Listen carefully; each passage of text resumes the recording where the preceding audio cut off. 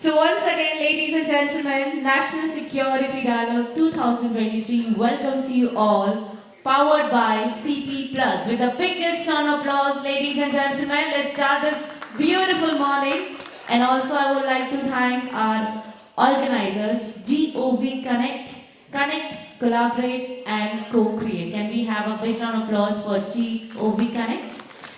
And also our organizer, Borderman, Institute of Border Security, with the biggest round of applause. And iLaunch Media, again are one of the organizers, biggest round of applause for them. Thank you. And also our exhibitor, Skylark Labs, and supporting partner, ORF. Thank you everybody once again. So this room is filled with the warriors, I would say. Not only superstar or rock star on screen, but in real life. The respect we have for you is just impeccable. We just can't say it in words. Thank you, each one of you, for protecting us, at the same time for being an inspiration for all of us. Thank you. Not only for this new generation, but I believe whenever we want any motivation, any kind of inspiring stories, the first thing we do is to read about the defense and the security. The kind of work you gentlemen and of course few ladies, I believe, they are doing for the nation, for the humankind, and most importantly, I think for the well-being of the nation, is just I will say, like you gentlemen are some angel from above. I think God has sent you to protect not only the nation, the humankind, but also the humanity. Can we tap on our shoulder once for this bravery, for this wonderful, at the same time, very inspirational work you are doing. Thank you once again. I was expecting more time. I mean, where's the energy? Thank you very much. So here, harnessing emerging technologies for national security. That's the purpose of this morning. Once again, ladies and gentlemen, thank you very much for flying from different cities and being here and making this morning more beautiful by your presence. It means a lot to us. Now we're going to start our first inaugural session, which is all about harnessing technology for national security, visions of the Indian security architect. I genuinely want to request each one of you, please help me to welcome for the welcome address and a very distinguished personality in the room with the biggest round of applause, Mr. S.K. Sood, former additional DJ BSF Borderman. With the biggest round of applause, ladies and gentlemen, I would like to request you, please help me to welcome for the welcome address.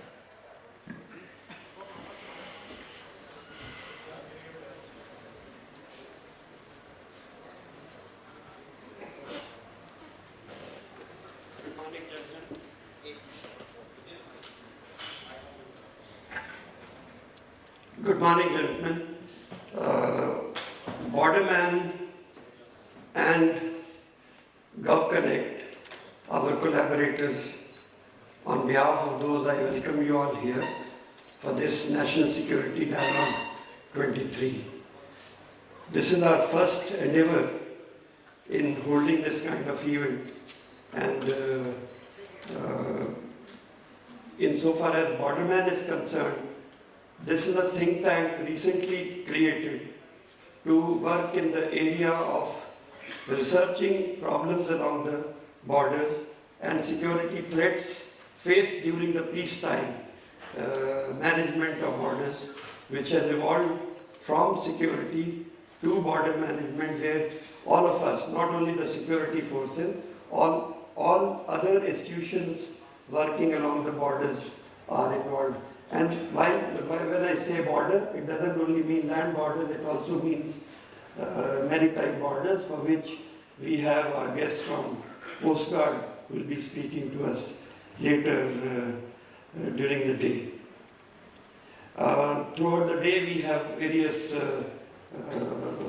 panel discussions and presentations talking on different aspects of national security, including cyber security, and also including the very important threat that our borders face nowadays, that of drones. We'll have a presentation on that and discussion on those issues.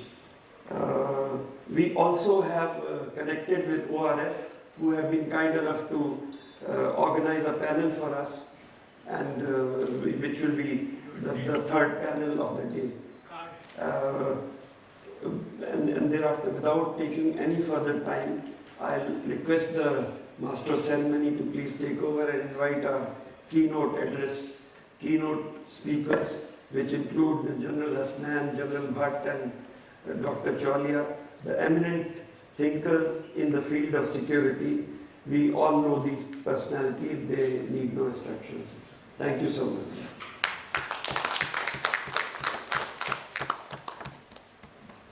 Thank you very much, sir, for your very informative words for all of us. Before we're going to begin for the keynote address, I would like to request our distinguished personalities for the first session. Please come on the rise and please take your seats, and please help me to welcome them with the biggest round of applause. Can we have for the keynote address Dr. Sreeram Chaulia, Professor and Dean, Jindal School of International Affairs, with the biggest round of applause, ladies and gentlemen. For the industry presentation by MA Johar, President Project Business CP Plus, with the biggest round of applause, ladies and gentlemen. For the keynote address by Lieutenant Gen A.K. Bhatt, PVSM, UYSM, AVSM, SM, and VSM, former Director General, Indian Space Association. Thank you very much, sir, for joining us here.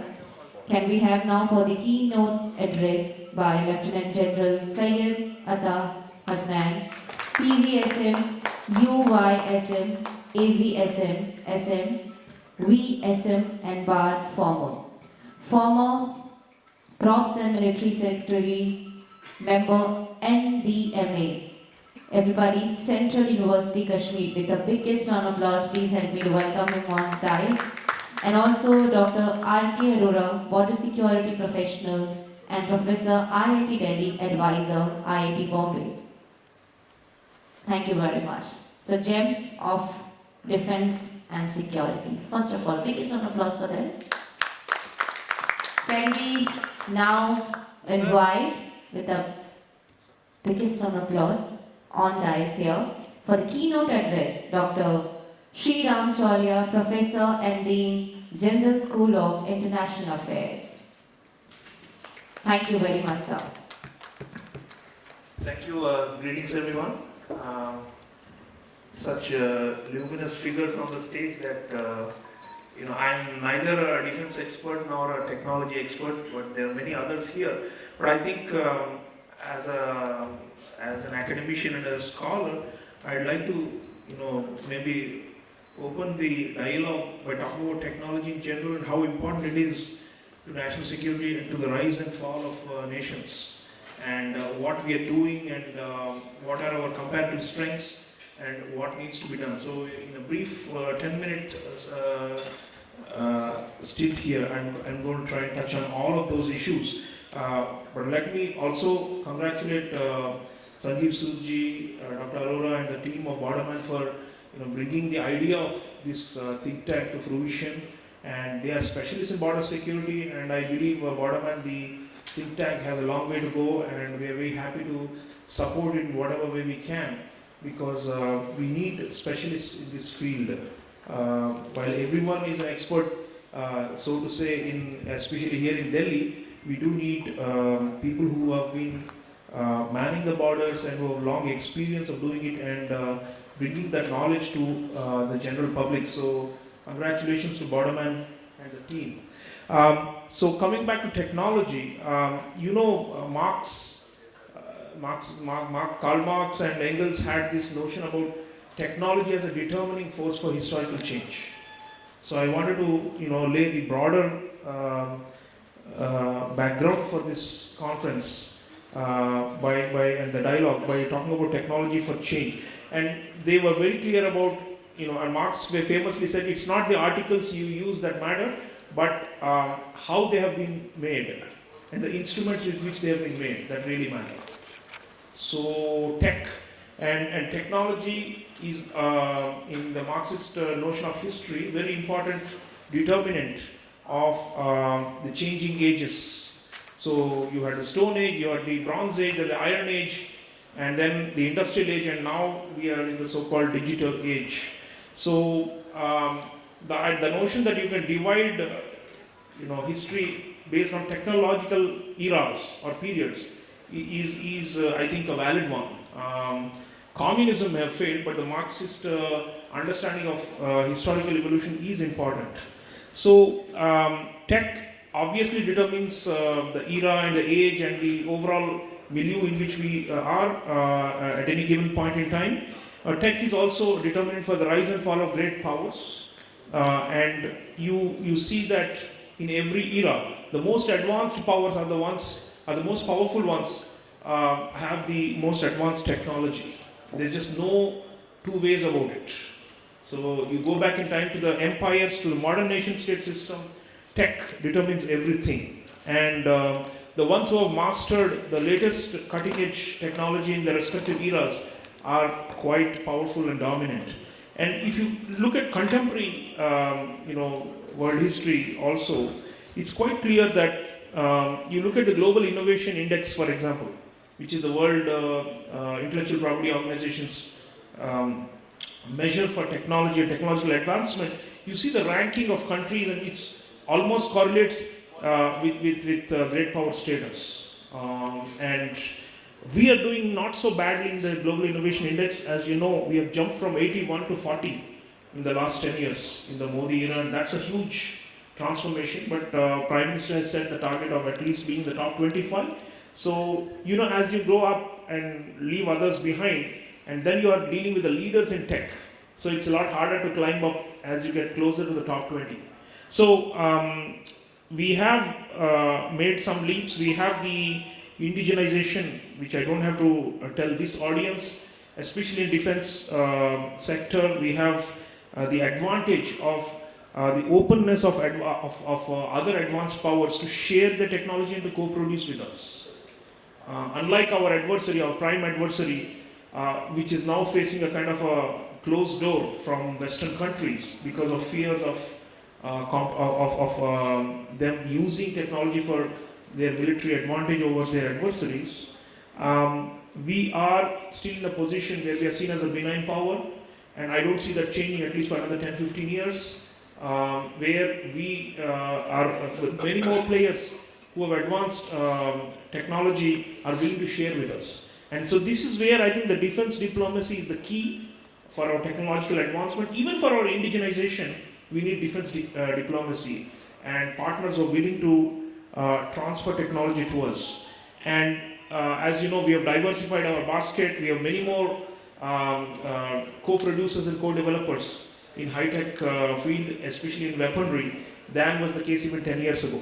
So I think the way forward is to emphasize more on the defense diplomacy and to capitalize on this window of opportunity that we have in the current historical moment, where our rise can be enabled by the fact that we are a democracy, by the fact that we are trusted by a lot many more players than the People's Republic of China. Of course, they are ahead. There's no doubt about the amount of R&D they spend. I was just looking up the data. 2.4% of GDP is what China officially spends on research and development.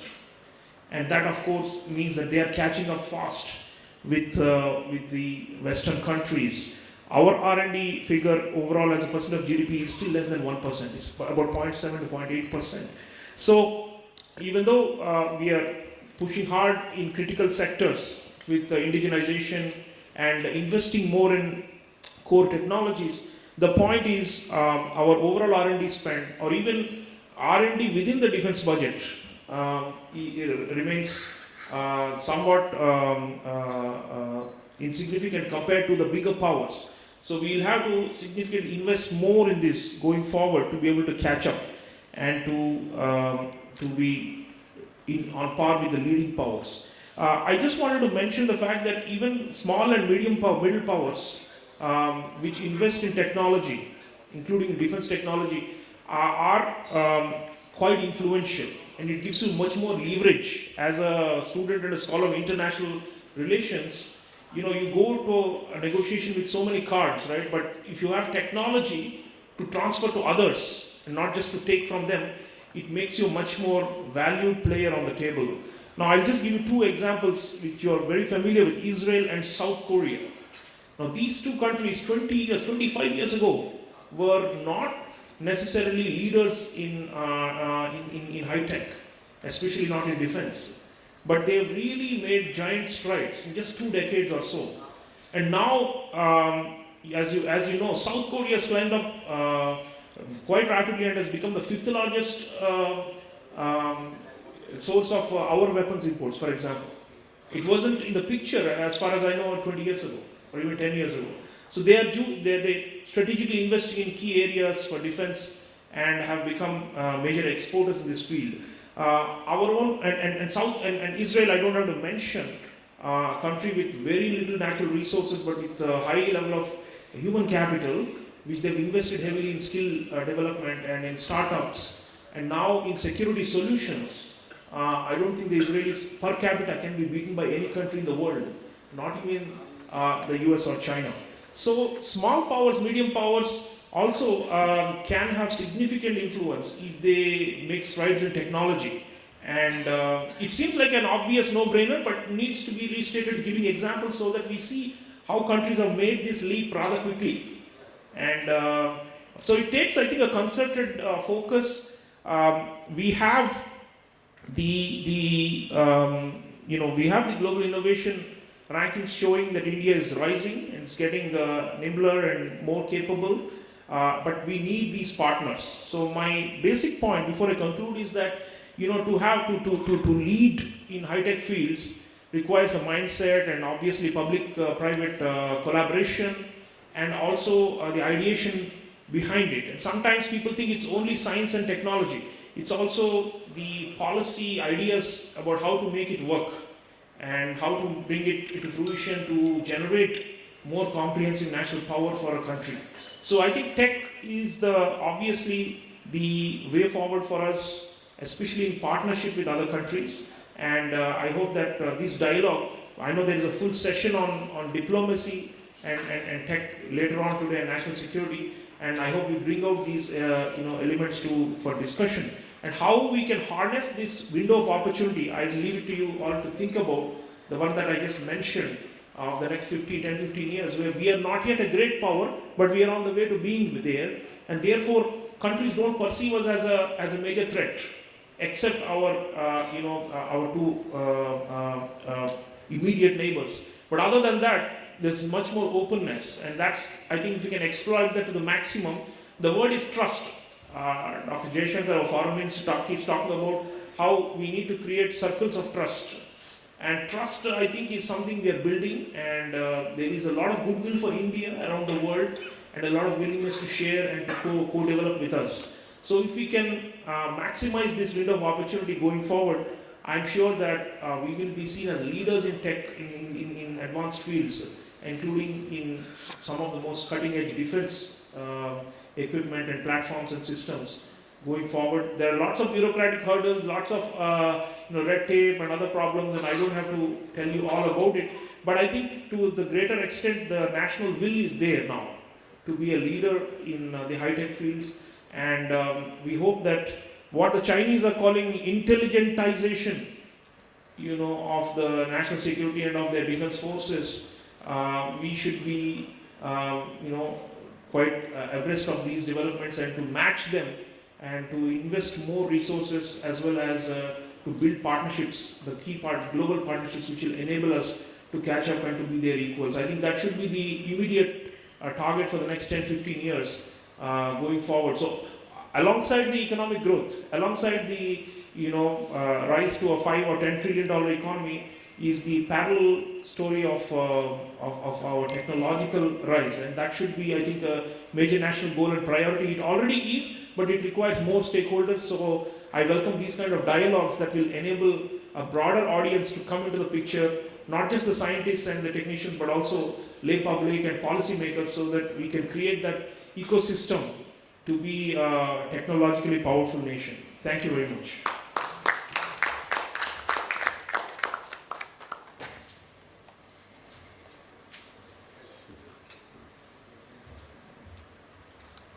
Thank you very much, sir, for this very insightful session. Now, ladies and gentlemen, please help me to welcome with the biggest round of applause for the industry presentation by MA Johar, President Project Business CP Plus. Can we have biggest round of applause for him? Thank you. Hi, good morning. I'm privileged to be part of the organizing committee, organizer and one of the organizers, and honored to be present along with the think tank available in this room and on the dais, which I always wanted. See, what I am covering on is that in the industry presentation, what we are talking of the physical security at the perimeter and the borders. Our forces are guarding the borders, guarding the maritimes. However, the limitations which they have on analyzing, detecting and then reconnaissance of that, we are proud to help our forces, strengthen our forces with the kind of technology we can give them to strengthen their detection power, to strengthen their recognition power and the reconnaissance after that.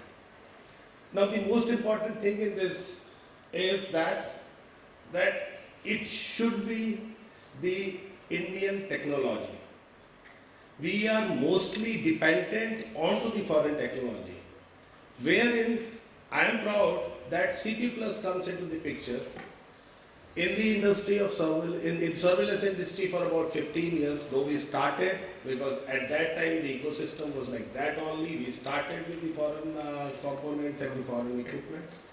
But gradually, looking at the importance of the Indian manufacturing and the threats which foreign technologies can bring into India onto this specialized and the critical security concern, we thought of moving on to the indigenization plan.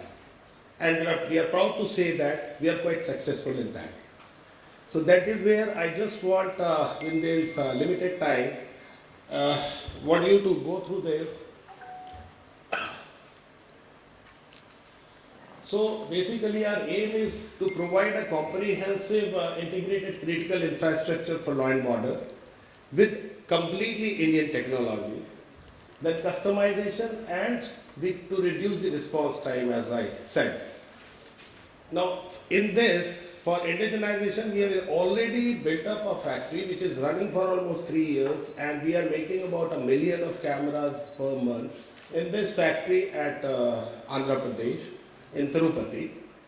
Now, looking at the requirements and looking at the criticality and the customization requirement by the forces, our R&D at the back end keeps on working on that and evolving the products, or basically evolving the solutions. I will not say product, evolving the solutions around that to strengthen our forces with whatever indigenization components we add on. So that is on that our factory basically passed through the all the stringent tests and whatever are required to be onto the security side, the vulnerability, the phishing attacks, the basically intelligence gathering by others. So to stop that, we have worked out the test plan at our factory only. So there are complete testing facilities available. In this era, to basically looking at the demand of the industry, we have again started up a new factory that has been built up, and in 2 months that would be operational again in Andhra Pradesh, and that would be we would be manufacturing about 3 million cameras per month to cater to the requirement, and that would be fully indigenized. We are basically going on to the component level to avoid all our neighbor countries involvement into our security industries.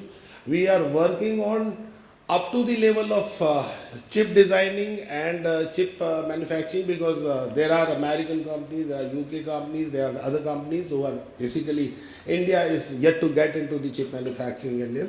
So that basically designing on our own design and terms and then packaging it in India and then giving those chipsets. So right from the chipset and every component we are trying to make that indigenized to basically strengthen our Honorable Prime Minister's vision of Atmanirbhar power. So this factory is basically has been built up, and we would be working on, it would be fully functional and operational in about 2 months' time. Now, basically the industry is again getting a government support into this.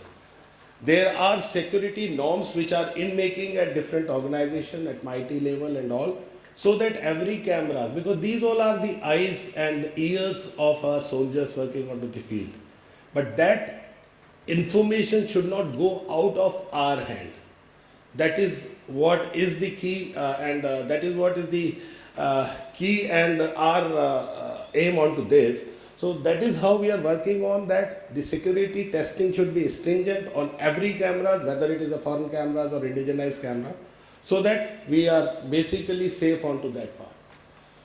Now, just to touch upon some solution component, because that is most desirable with the kind of audience here and with the kind of think tank here, to basically take up onto the modernization part along with the physical security and security surveillance. So there are components which we have designed the solutions. Now, basically what we need to get the complete and full-fledged security onto our part, onto the borders, onto the maritimes. So we have to have the enhanced reliability, which I said that with indigenized project, these are fully reliable and fully secure. Then with that, along with certain sensors, see, most important sensor or most important part of the any surveillance component is cameras. But with the artificial intelligence, so many artificial intelligences added to the cameras, we have to have different sensors integrated to it, so that we have a full-fledged and no black spot working onto the borders or the maritime security. Deployment of sensor plan, how do you deploy it? Through scientifically analyzed coverage, concern areas, what kind of sensor is required, what kind of best possible combination of sensors you should use onto that. Then what kind of video analytics you require. We customize, we have got the backend R&D software team to customize onto the requirement. Every field, Rajasthan border has a different requirement, Jammu Kashmir border has a different requirement, our western, northern, eastern borders have different requirement, maritime has a different requirement. So we customized analytics according to their requirement. What is the kind of concern area, what is the kind of security threat they have.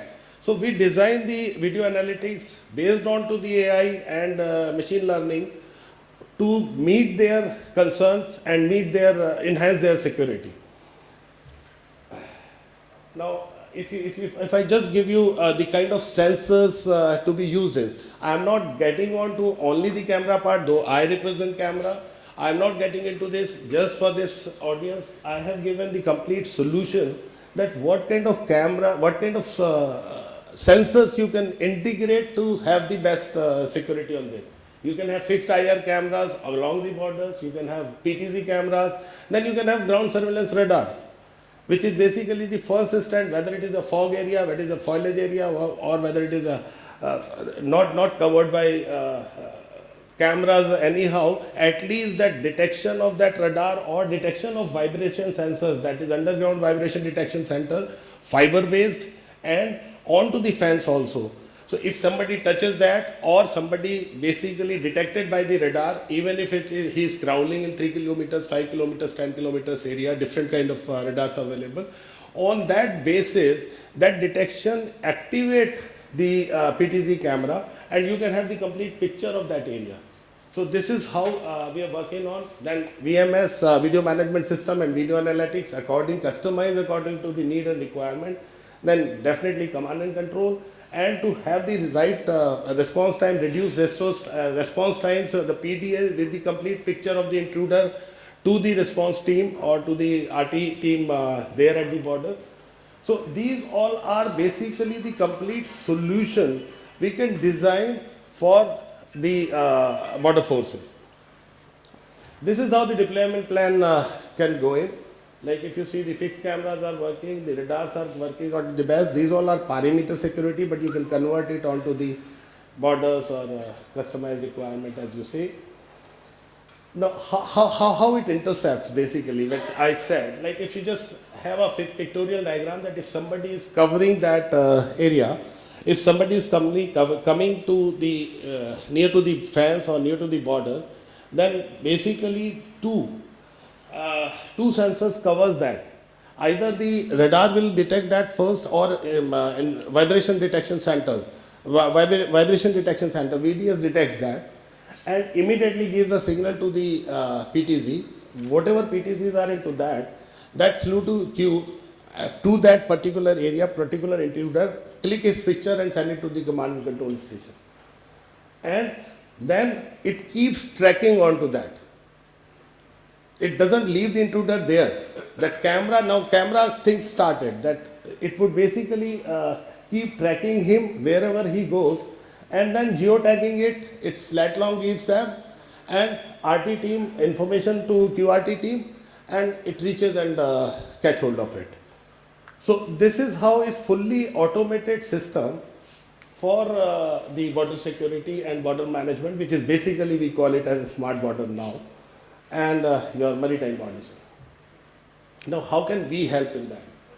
So basically, as I said, that we are the largest one in India, fortunately, and we're proud to be onto that part, that in the camera industries, we want to deliver the best what we could to the forces and to other departments like our railways, to our critical infrastructures, to our buses, even in case of schools. We are giving solutions to the schools, we are giving solutions to the police stations as per the Supreme Court guideline, wherein they have basically kept the cameras into the interrogation room, and whatever interrogation is going on, that is under the camera, and we have to keep storage for this for about 3 years to be catch on by the Supreme Court. Anytime, whenever they want, they would call it.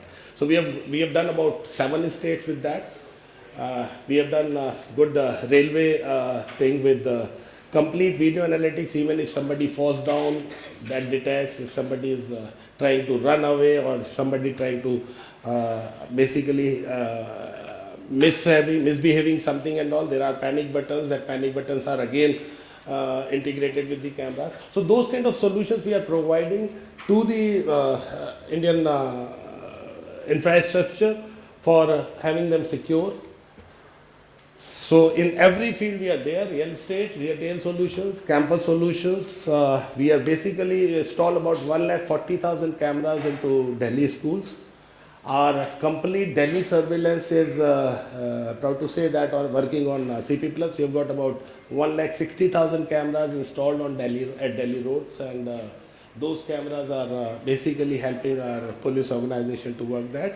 We have done safe cities and smart cities, where we are basically managing their traffic also, so complete traffic management with traffic violations on video analytics and all. So we are providing those complete solutions to them.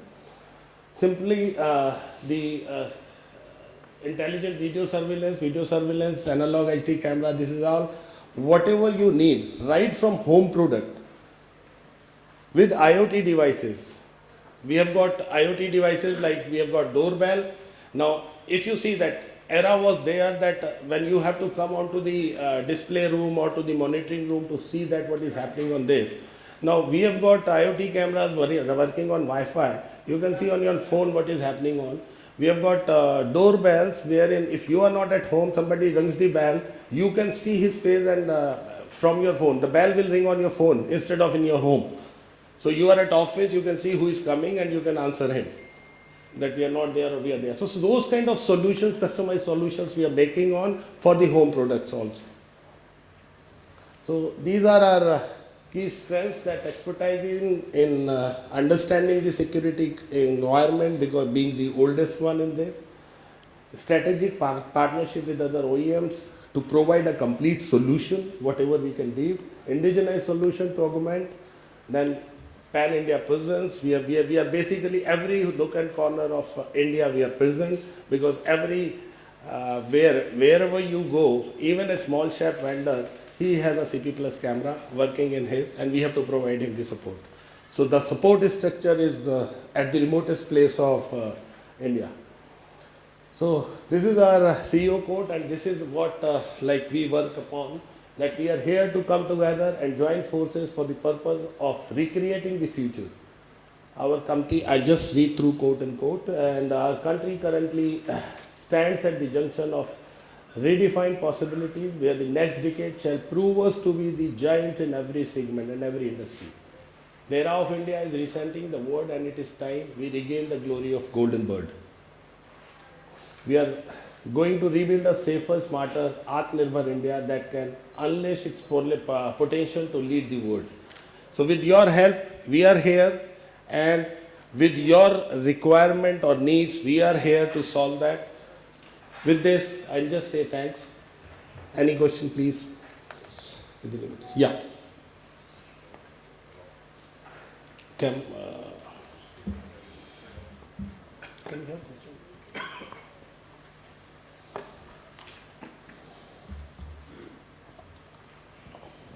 Thank you for such a fantabulous narration and running through the various aspects of these applications for the defense purpose. My point of I would like to highlight regarding video surveillance you are talking of, and the integration of video surveillance with how the visuals you are throwing. How the visuals, how it is done, the sense not done. What is the technology you are using for projecting these images of the border or anything like this? What system you are using? Are you using a conventional monitor, or you are your own technology? No, thing is that, see, we have got... Suppose, I'll tell you an example. Please. Let us take the border of some border, Pakistan Kashmir border. Entire surface you want to throw, then there is a limitation. Sorry? Suppose this is the control room. I want to throw the border here and Right. see the visualize as per the CCC directions, your command control direction given by the Correct. intelligence or something like that. Correct. So how you visualize sitting here, how you visualize on this, whether you have, what is the monitoring system you have? You have a conventional monitor or you have something else? I'll answer that. What is the, I should say, what is the video display you are using? Yeah, I'll just say that. I'll give the complete process so that the aspect is clear. See, in the border area, as I mentioned that there is an intrusion. As soon as that intrusion is there, we have got the complete video management system at the command and control center with the video walls. That is what, the video wall is like a monitor or say like it's a monitor. Conventional Same. So there we have a technology where we can convert the entire, this building itself into a screen. Okay. By seamless multi-projection system, what we are commissioned for some foreign countries, Correct. some confidentiality. Correct. So we are in the intelligence of electronic spectrum, we are working in that. Mm-hmm. So already we are working with various organizations with our country also. So I was going to also the radar in the border, we can overrule the conventional radar with small time things which nobody can detect. That can be tracked with the control, we can integrate with the control room. Suppose this is a control room Delhi, you can track the border from here with our radar and our display.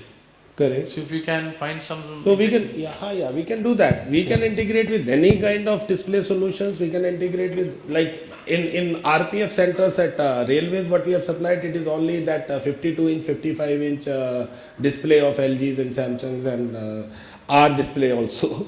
The bigger control rooms are onto the video walls like this. And the complete solution as per the dashboards are coming, how many cameras are working, how many views are there. You can have different views, and with those views you can pick and choose that what is the kind of information you need. So those video analytics we design and customize as per the requirement. One more is the intrusion of, you can distinguish the intrusion like animals, metal and yes, we can do that. We can do that. Thank you. Can I ask you one question? Sir. Sir, there's a saying, when going get tough, tough get good. Sir. So we have to look for those critical areas where we are paying a very huge price. Correct. And those areas are riverine and those nalas Correct. which dot the area between Akhnur and till about Gurdaspur. Sir. Correct, sir. Because you look at any sort of incident, invariably it is traced out that these people had crossed from here. Right. So, are we looking at for solutions like that? Because there it is a complex challenge of tunneling, coming through a river or a nala, and ADGP Sood Saab will be able to probably this thing, that are we taking up some challenge like that? We do it for a sector like that, even as a, say, dil se kar do yaar. Ki bil ke kar do, dil se kar do, because this is as a CSR or whatever it is, that let's do it for one sector, take one challenge and do it. Sir, that is where I said that I am not limiting myself on to the cameras also. Now for these nalas and for these riverines and all, if it is a small, we can have a vibration sensors to avoid tunneling. Like if somebody is digging, if you see that NFS, Army network which we have built up against network for spectrum, in this we have laid the complete sensors along with an intrusion device. If somebody even dig onto that, first hit onto this, and the signal with lat long goes to the command and control station. So those kind of things. For riverine, we have got laser fencing. We have got underwater sensors. We have got underground sensors. We have got tunneling below the river with fiber for detecting the vibration sensors. And integrating that with some cameras, VTZ cameras, so that if some detection, see, we have to avoid false alarms also. So if there is some detection, even the camera, once the camera looks at it, so we may know that what is going on. So I think the rest of the things I will take. One question, please. Sir, Discussion later. Sir, this is very relevant to what we just discussed. Now, One of the speakers has to leave. yeah. no, it's a very short question. Very short. No, see, last 10 years, we have been talking about border management and border solutions. Mr. Sood will be able to tell better. What is the present status on our borders as far as this sensor and their installation is concerned? Sir, there are some trials which has happened at different areas of forces, and basically with different technologies they are trying for, and the complete standardization has not yet happened, which is under process at MH. Thank you.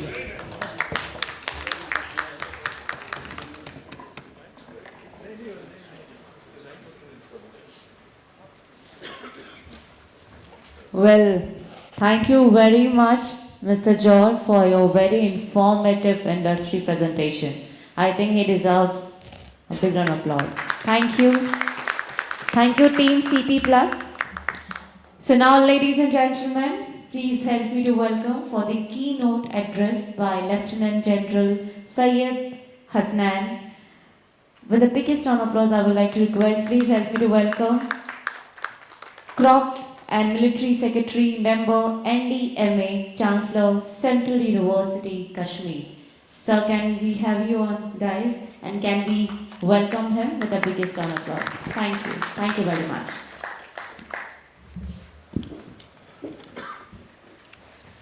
Thank you very much, ma'am, for that introduction. Good morning and Jai Hind. And let me start by complimenting Borderman.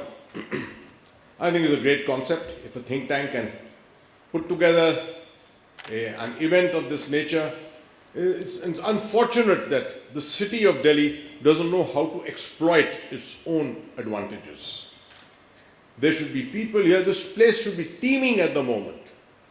There should be n number of people sitting in here waiting to listen to what is being spoken here at the moment. My very strong recommendation to Borderman is take this out of Delhi. Take it out of Delhi. There are people awaiting Lucknow, Chandigarh, Bhopal, Pune, everywhere. There are people waiting to listen to you. And the further you go from Delhi, the more crowd you will get. I won't take too much time.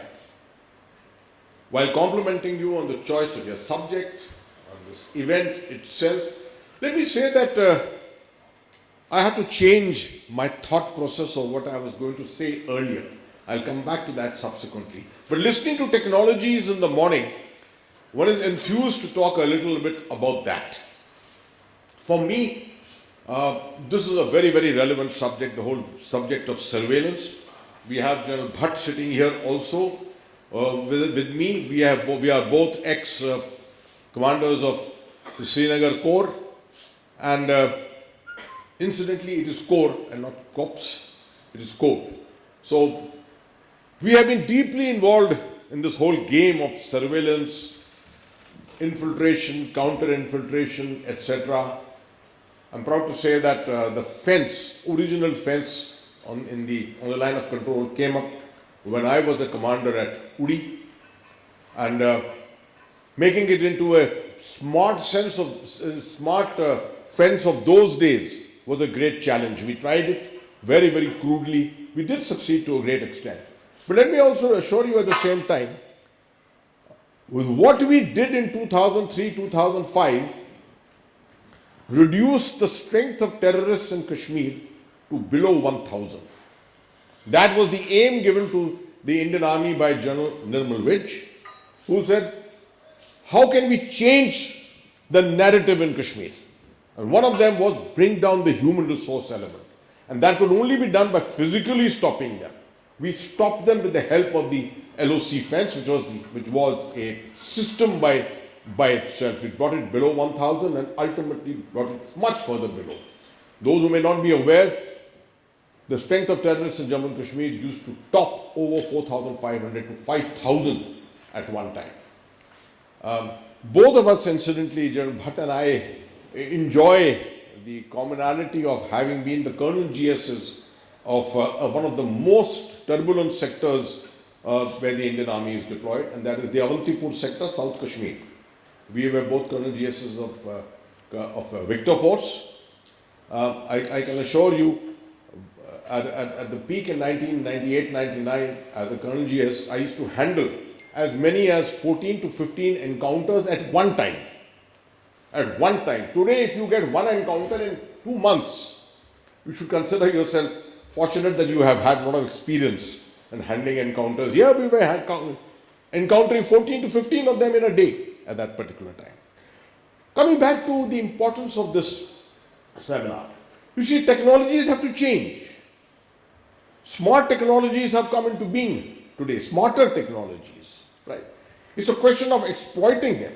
It's a question of using them in this very, very crucial belt of the boundary between Punjab and Jammu and Kashmir today.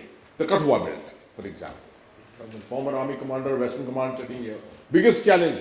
He was the army commander during the Pathankot attack. I still remember you standing in the photographs at that time. And what a challenge that is. Tunneling is not a very, very deep, deeply tiered kind of a system there. Unlike Jammu and Kashmir, or rather unlike Kashmir. Kashmir over a period of time has had tiers and tiers added to it. Here in Punjab and in Jammu, the challenge is much more severe. Because you don't have that kind of tier system of counter-infiltration.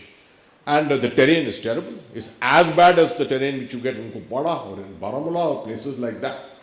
So, new technologies which have come in, the smart fence which has come in, ensuring the operationalization of that and optimizing it for the best effect, that should be one of our major aims.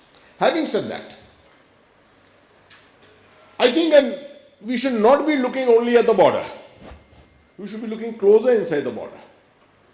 A time has come now where you need to start looking at some of these crucial areas along the Pir Panjal.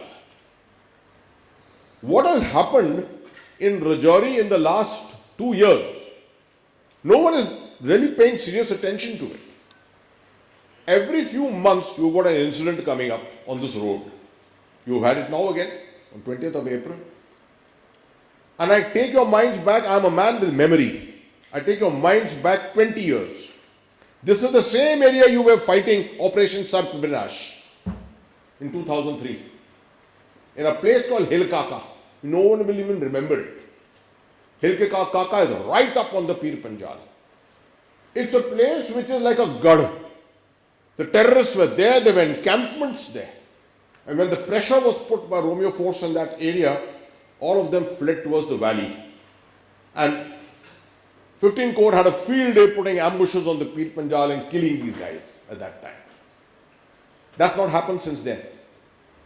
Today you need a system by which direct satellites, space systems, and General Bhatt is a part of this whole organization today. You see, the systems have to now concentrate on these potential areas of hideout. How long can you keep on flogging the Indian Army or CAPFs in jungle bashing?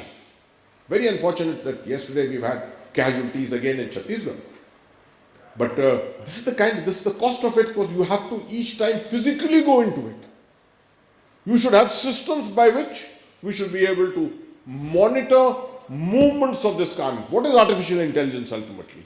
Artificial intelligence should ultimately be able to give us that capability. That's a very important aspect. I thought I must just highlight this to us, to this audience.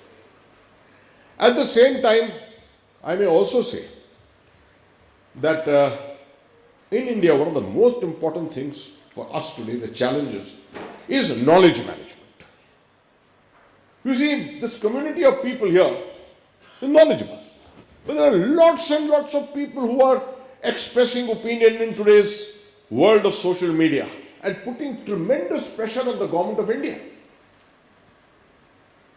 The government of India will not necessarily come under pressure because of this. After all, we are a democracy. The government comes under pressure because of all this happening, people not knowing enough. Everything for them is kinetic.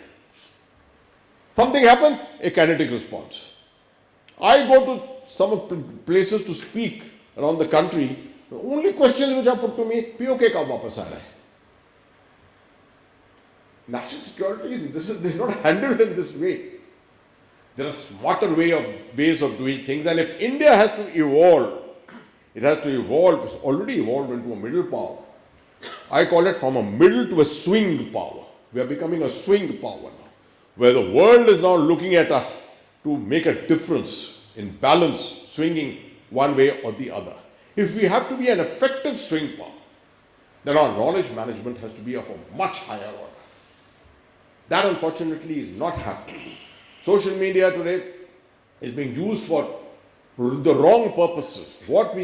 Organizations such as this, so glad to see a think tank of this nature, need to be more outgoing. You started with all this, now much more. You should be able to put out a lot of recordings, you should have a lot of discussions, and let this community of people move together thinking about things. When this incident took place on the 20th of April, I was tempted, I wrote immediately. My surmise was, we are going overboard on this issue of China. Northern borders have taken up complete attention of ours. And we are dismissing the western borders and saying, this can be done away with. A very interesting saying, an adage, you must remember, and that is, low intensity conflict does not go away until it goes away. Everyone thinks that low intensity conflict has been defeated because there is very little terrorist activity going on. But it is not gone. It's still there. And it's there to come back. Everyone is looking at huge things happening on the northern borders everywhere. It is these small things which will make a difference to the national security. And this is what we should be working towards. Our technologies should be working towards that also, not just issues concerning big wars. You're seeing what's happened in Ukraine. Big wars have ultimately dwindled down to small things. It's all dwindled down to small things. At the end of the day, Ukraine is going to be one big Liko fought in the heart of Europe for a long time. Nothing else. And that's exactly what is Jammu and Kashmir. A LICO, just carrying on and on and on. It won't go away until it goes away. So this is something that we have to be very careful of. The last aspect of technology. Recently I was visiting Pune, spoke at the NDA. What a pleasure speaking to 2,500 cadets. And after that I came and spoke at the CME, the College of Military Engineering. Most people don't realize what a class institution that organization is. And domains after domains, you can go into IEDs, you can go into combat engineering, you can go into mine warfare and all kinds of things. One question I asked them, and that was, what are we doing about survivability? You see, up in the mountains, where these wars are going to be fought against our northern adversaries, remember, they brought 50,000 troops in April 2020 to battle you. Did they mean business? Did they mean business to do a campaign-style operation over a period of time? 50,000 troops is minuscule. They didn't mean anything like that. Their intent ultimately is only firepower. It's only firepower. Firepower brought in preponderance on top of your head. It is artillery, everything which is going to be making a difference tomorrow. We got gunners sitting here. You should be very happy hearing that. Missilery, rocketry, gunnery. This is the future. No one is going to look at assaults. It is, people have to just walk over that area at the end of the day without having to contest anything. How do you survive that? If you are defending a piece of territory, how do you survive this? Everything is top attack.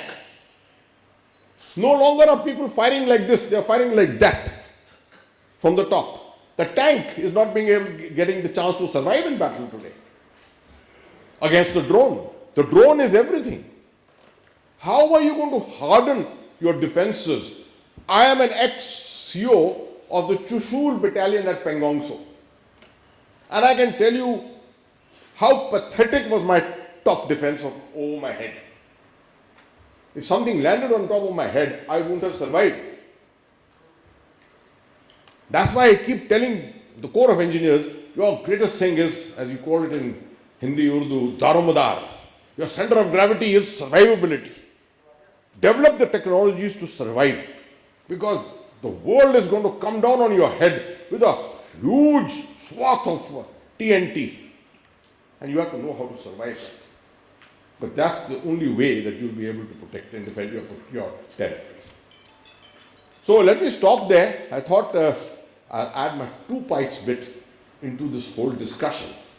From experience of the borders, one has experienced it all over, both in LICO, conventional deployments, etc. It is endless, the scope of technologies here. Endless, absolutely. And we only hope that more and more of these kind of events take place to allow people to come, network their thoughts and minds together for better solutions for the defense of our motherland. Thank you very much. Jai Hind.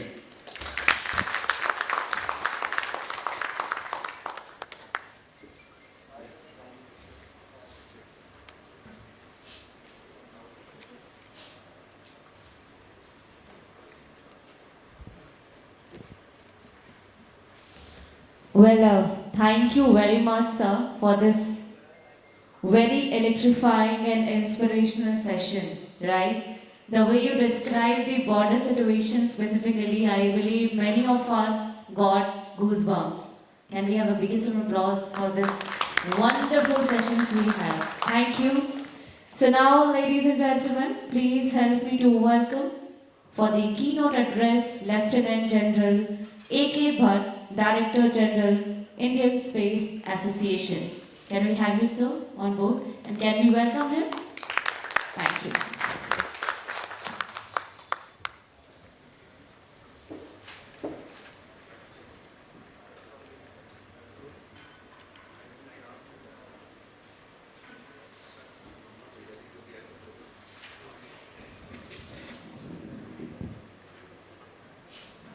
Good morning and Jain, Mr. S.K. Sood, Chairman Borderman. It's a great honor here that I have the privilege to come here and speak to you all. I have taken this topic seriously and brought in a few slides. More importantly, because I wanted to talk on space and introduce the audience here to what is happening in space and how can space help national security. The first thing, of course, all these technologies are what are today emerging and coming. All of you have been hearing of it, from AI to big data analytics, blockchain, IoT, 5G. But what has come in the space domain, apart from usage of all these which I have listed, is reusable rockets, low Earth orbit satellites, and very importantly, miniaturization of sensors. And all this has made space, firstly, more affordable to be used in larger numbers for security. And in these small satellites, reusable launch vehicles are making it much, much more cost effective. It has been used in all aspects of advanced technologies, from advanced materials to 3D, to AI, to quantum technologies, to 5G, everything, and including the new challenge which we have in space, that is space debris detection and protection of our assets in space, requires modern and emerging technologies. When we talk of space, and from the security point of view, there are two distinct aspects. There are certain usages of space. There are two words which are very commonly used, called militarization and weaponization. Militarization of space is using the space assets to assist the security forces, be it land, air, sea, border security force, and Indian Coast Guard, and everyone, which is helped in peacetime and war. And what are the elements it is helped for? Is ISR, for PNT, for communication, EW, and weather. But what is the other domain is having assets in space for protection of your own assets and having an offensive capability. Now that is the part, and even having weapons in space to be used from there. That is the part which is called as weaponization of space. And of course, presently, no country in the world has declared and done it. Of course, covertly it is happening, and in the future we would require capabilities to weaponize. The only thing we have, India so far has done is, we did have our ASAT test, which was more of a demonstration of a capability to have an anti-satellite capability. And more so it was because we wanted to be inside the club and not to be stopped later like it happened in our nuclear story. This is what all security forces use space for: communication, earth observation or ISR, navigation, even in the missile defense, ALINT, space situational awareness, marine domain awareness, where it is used very largely. At least by the Navy today, Navy's network-centric operations and their identification of all assets in their area of interest is being done by satellites. Of course, with radars and all, but the primary thing in it is a GSAT satellite which we have. And here is where there is an opportunity for the Coast Guard also to have assets, because they are affordable today, to give you a trigger, not in day only but at night also, with SAR satellites which are capable, and has a lot of scope which is there. The new thing we are talking of nowadays is responsive launch. That is launch on demand. Now capabilities have come, and India would also have it very soon, where you could launch a satellite to be on the top of the area of your interest, be it for communication or be it for ISR. And of course, the ground segments in all this are equally important. Now I'll go to what has happened internationally in the last 30, 40 years, or more importantly in the last 20 years, and how it has triggered what is happening in India. Firstly, from a strategic domain, and here I would take you back to the story that during the Cold War, after the Second World War, space became the area of competition between the two superpowers. It was who will put the first satellite, that was Sputnik, who will put the first man in space, who will put the first woman in space, and of course all these races were won by USSR. And the final race, of course, landing a man in the moon, was done by US. Thereafter, interest of these two superpowers in space slightly reduced.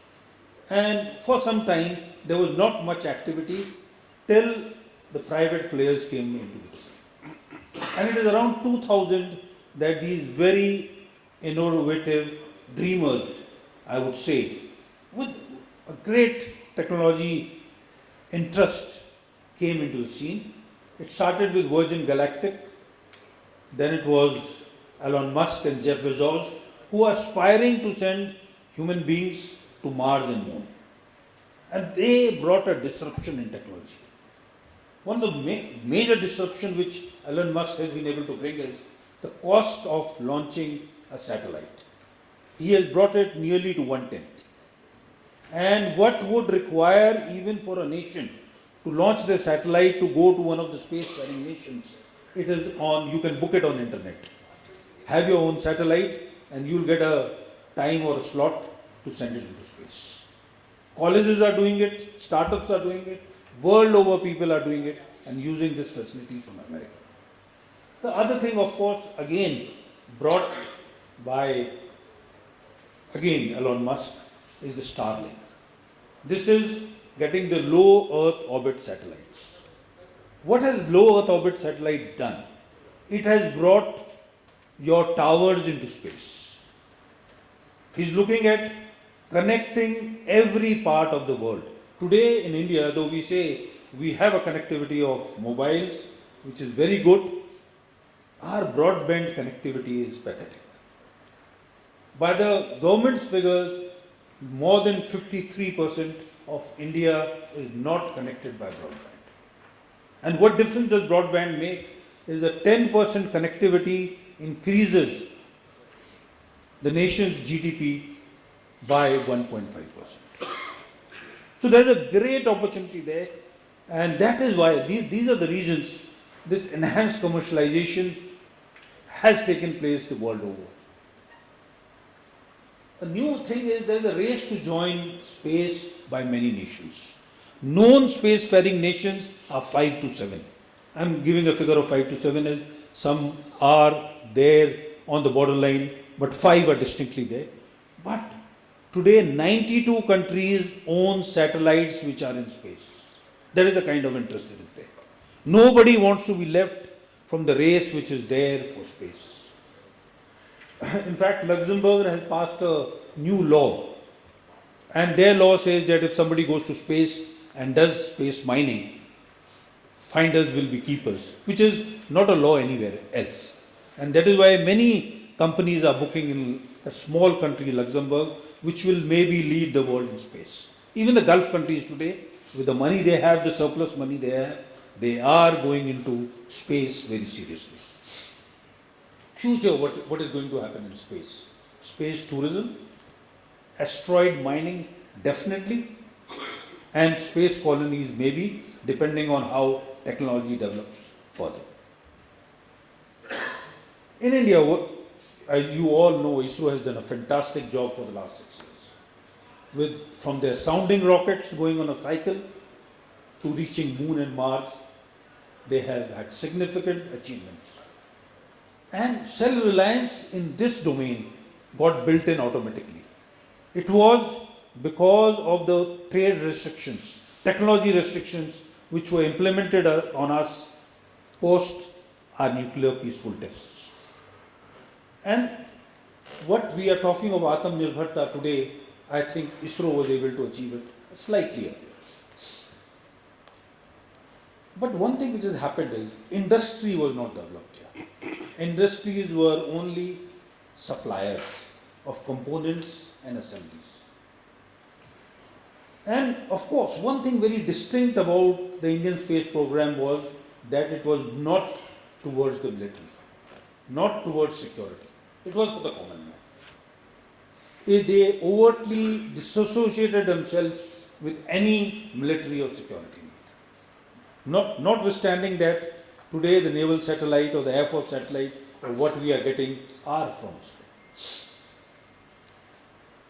Privatization of space. 2020, the Prime Minister announced that space will now be open to private sectors. And what were the reasons?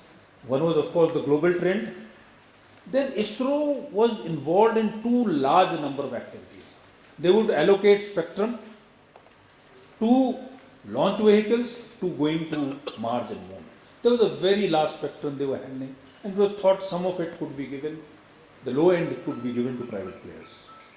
And very importantly, though we are among the leading spacefaring nations of the world, we only have 2.3% of the global space economy.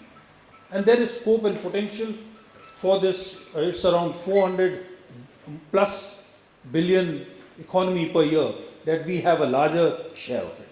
And of course it was thought, because of the Indian capability of talent, after IT and pharma, this could be the new revolution. Just to put the space economy into, to make you aware of it, this is how it is, and we have only 2.6% of it.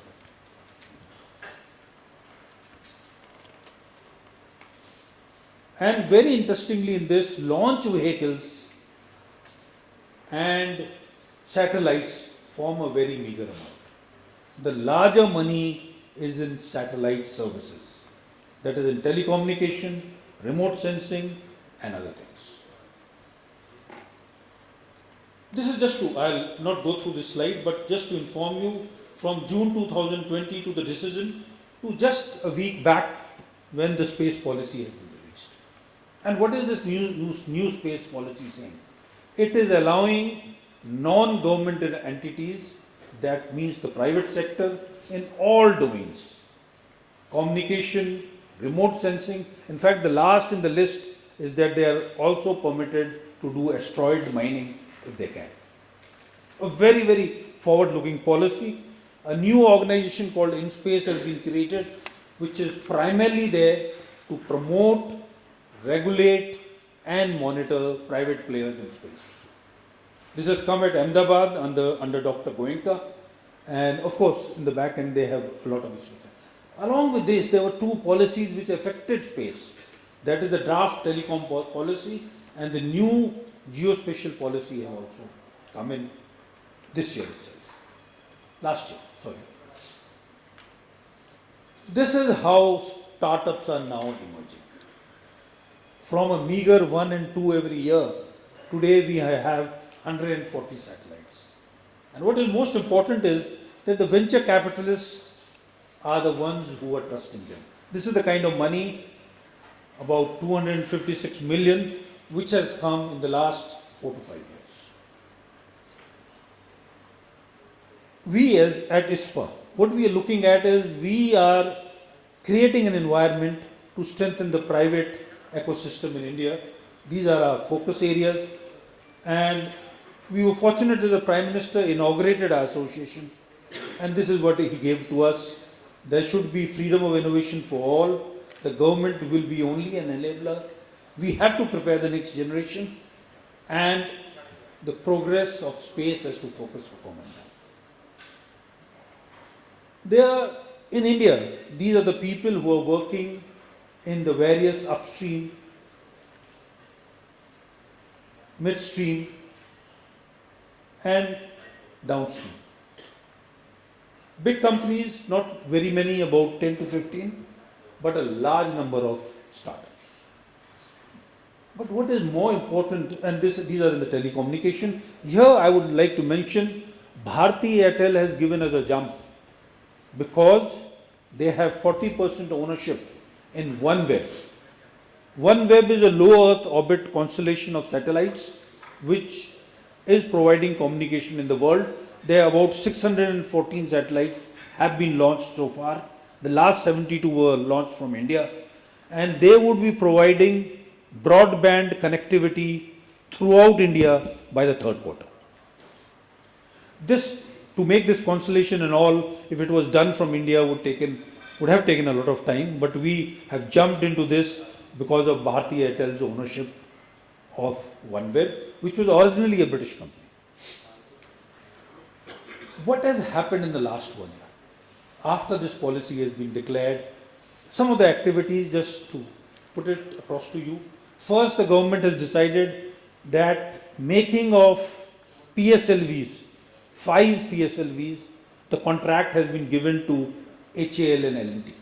It is a 860 crore contract, and in the next 1.5 to 2 years, the next PSLVs, which will go into space, will be made by them. There's a small company called Digantara. 3 young men from 3 tier 2 cities of India. They are going to make the Google for space, and their first equipment has been already tested last year. Of course, I mentioned about OneWeb's 72 satellites, and Skyroot is the company which is the first Indian private company which has launched a rocket, a suborbital rocket. Many do ask that ISRO had done it 40 years back, but the difference is they are using modern carbon material to make the body of their system. Their engines are very modern, with even 3D printing being used for some of it. And this company is just 4 years old. The oldest in this company is 32 years old, and otherwise the average age would be 22 to 23. And the best part is all components which they made for this rocket, 40 companies supplied them, all were in India, not a company which was from outside. Tixel is another company led by a young man called Ahmed, who is from BITS Pilani, and his batchmates. They are making a constellation of 36 satellites for remote sensing. And what is important is they are using hyperspectral remote sensing, which is the highest end of remote sensing, not done much in the world. And they have only launched 3 satellites so far, but they've got an order from NRO in USA for 5 years. Dhruva again is a company which has made satellites, and here the defense also has taken an initiative. ISPA could get the right connections, talk to the right people, and what has happened is we have been able to make challenges for the industry as to what are the aspirations of the defense forces. Some of this will interest you. There's a list of 75 which was released by the Prime Minister last year in the Defense Expo. These are these. From mobile launchers to relay stations to multi-sensor satellites, for robotic arms for clearing space debris, everything which the armed forces or the security forces aspire for or dream for the future have been put as challenges, and there has been a great response from our industry. They are ready to do it. I'm not sure how much will succeed, but I'm very confident with the capability they have that they are going to succeed. I would leave this list to you of all these 75 challenges, because some of these would interest the Coast Guards, the BSF, the ITBP, and even the CRPF. Because they are what military forces require, the security forces require all over. Of course, some challenge in the space domain, what I've ticked there has already happened. This was a slide I had made 1 year back. Regulatory voids have been now filled. A space policy has come. Space activities bill is around the corner. We have a single window within space. FDI policy is just around the corner. But yes, there are challenges which we are dealing with the government, trying to get solutions for the private sector. Just to give you one of the challenge which is now building up is the kind of satellites in the low Earth orbit. It is, before it was the geostationary orbit at 36,000 plus kilometers, which was the area from where communication, remote sensing and everything was done, because 3 satellites could cover the world. Now all these satellites have come lower. The advantage is they can give you better ISR, they can give you communication with lower latency. And thirdly and most importantly, the cost has reduced, that solutions by this are now available for everyone. But this is what the challenge is, the space debris. This has been exacerbated, especially by Russia's test on a sat, which happened 1.5 years back. And in the future, it is how future satellites will have to manage or maneuver through these debris is a new challenge which is coming around. I'll leave you with a dream of what would be the world in 2060. This was discussed in USA. There were thinkers, there were scientists, there were military men, and they took out 7 to 8 contingencies as to what can happen in space. The lower bound was worst case, if things don't grow very much, what will happen? And in the best case, what will happen? I'll just flash to you what will happen in the best case. There will be thousands of individuals from many nations living and working on the low Earth orbit, in Moon and in Mars. There will be increased human presence to support activities on Earth for commercial and military needs. There will be definitely bases on the Moon which will be supporting the economy on Earth. There will be crude habitats in the cislunar domain, and space manufacturing, tourism and resource extraction will be the things which will be there for future. And if this is likely to happen by 2060, we in India also have to be part of it. That is where I am. Thank you. Jai Hind.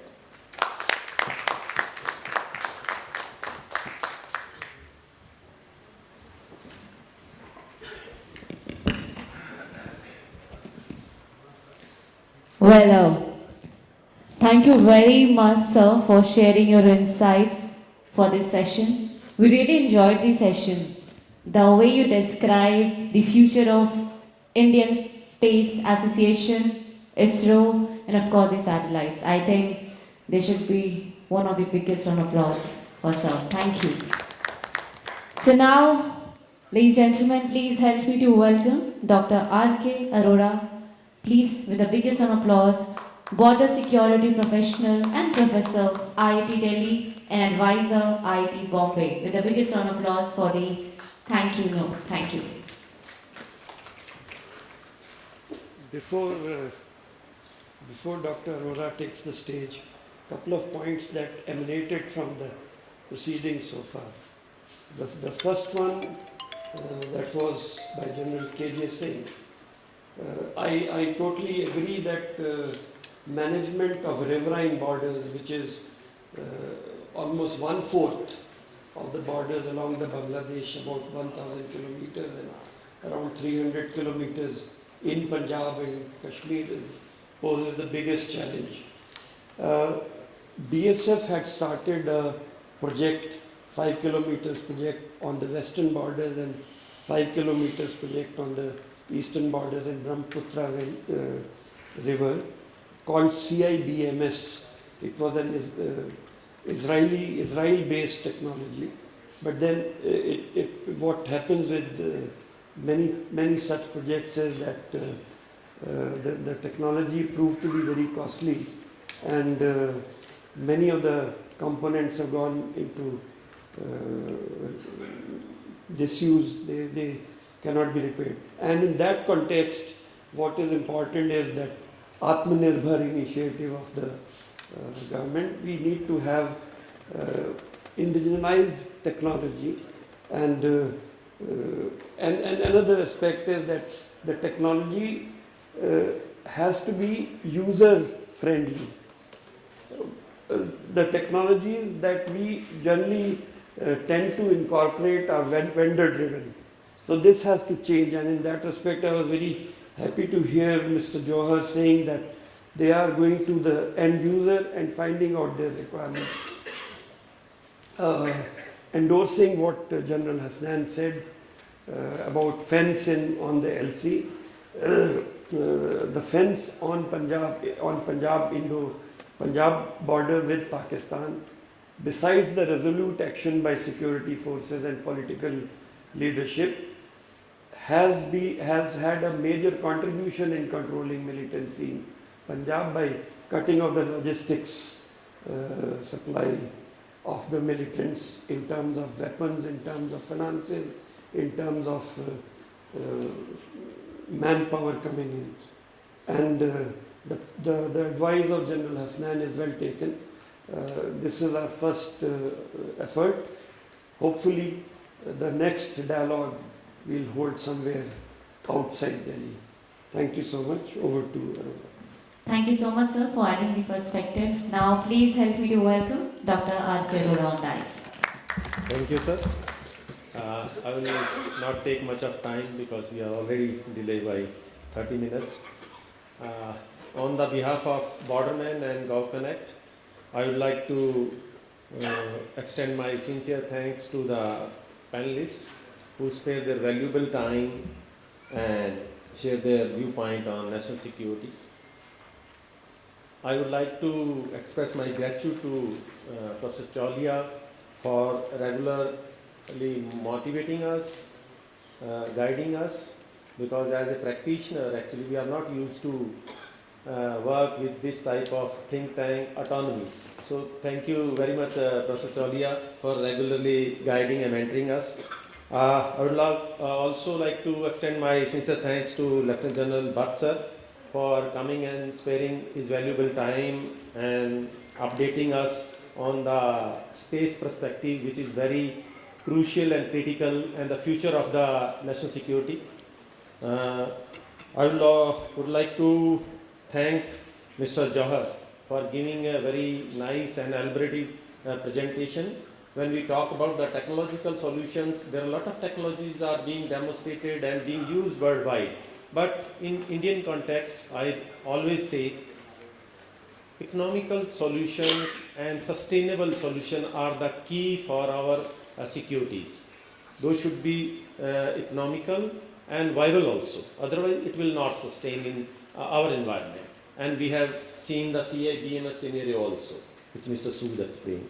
And I would like to thank Mr. S.K. Sood for setting up the tone of this National Security Dialogue 2023, and we are hopeful that during the day we will have a different viewpoint and perspective on the National Security Dialogue 2023 from the different speakers on various dimensions, which includes the drones, cyber security, maritime, border security, and so many things. I would like to extend my sincere thanks to Lieutenant General Hasnain, sir, who have left due to his commitments, for sparing his valuable time to join us for our new and first initiative on this national security. Once again, I would like to thank you all esteemed speakers and attending for joining us. Thank you very much, and join us for high tea. Thank you. Thank you very much, sir, for the vote of thanks. Gentlemen, so now I would like to request Mr. S.K. Sood, please felicitate our keynote speakers with token of love. First, I want to request Mr. S.K. Sood, please felicitate Dr. Sreeram Chaulia, sir. Please, with the biggest round of applause, ladies and gentlemen. Dr. Sreeram Chaulia, Professor and Dean, Jindal School of International Affairs. Thank you. Now I would like to request Mr. S.K. Sood, please felicitate with token of love to MA Johar sir, President, Project Business CP Plus.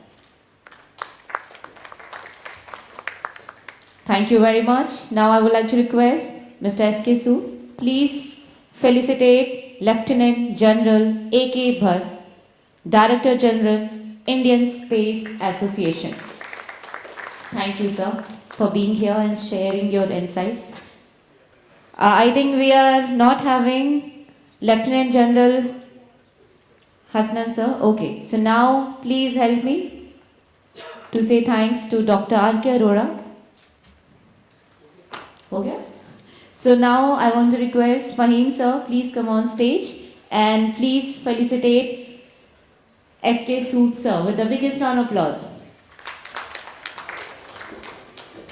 Can we have a group picture also, gentlemen? Let's have a group picture.